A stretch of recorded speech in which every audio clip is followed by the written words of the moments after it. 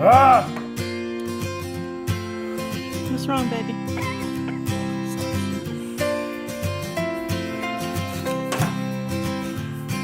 You're learning how to do it, though. Yeah.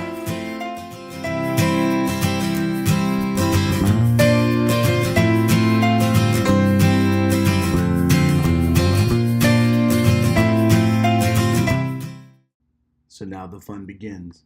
It's time to tear out the floor, our first demo. So we pulled the wood flooring out of the bus. We decided to remove the wood floor for two reasons. One, it smelled like diesel fuel. Couldn't have that in the camper. And number two, I wanted to see the condition of the floor underneath of it.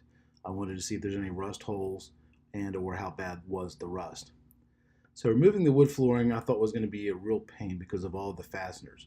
But what I did was I took about a 12-inch long piece of 4x4 pressure treated wood cut into like a wedge shape. And I hammered the wedge up underneath the plywood. And that literally just peeled the floor right off. So I got most of the floor tore out yesterday after work. Still got to tear out the floor up out of the seat and stuff.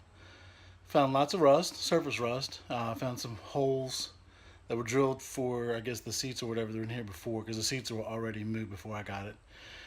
And then I found some rust holes. So I spent some time last night watching YouTube University on how to patch those.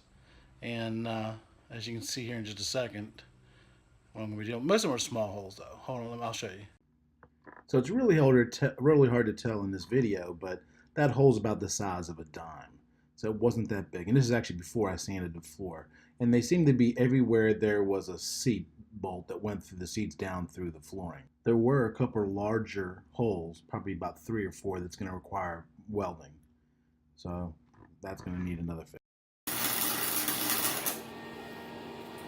Part of the problem is the metal's so thin here.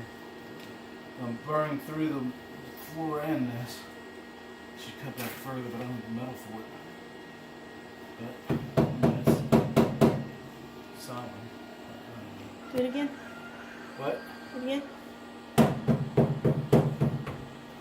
So I quickly learned that welding was not a good skill set that I had. So I went to a friend's house and he showed me how to weld. I figured out through his teaching that part of the problem was I was using too thin of a metal patch, and that was part of my problem. It was burning right through it. So we decided to go ahead and use Bondo long hair fiberglass automotive repair.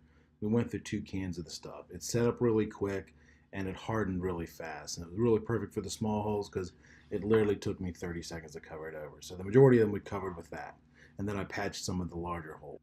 The next step was to remove the plywood from underneath the driver's seat and the radiator next to the driver's seat, which we accomplished, and put in a new piece of floor and reattached the seat so we could drive the bus for our inspection for the insurance company.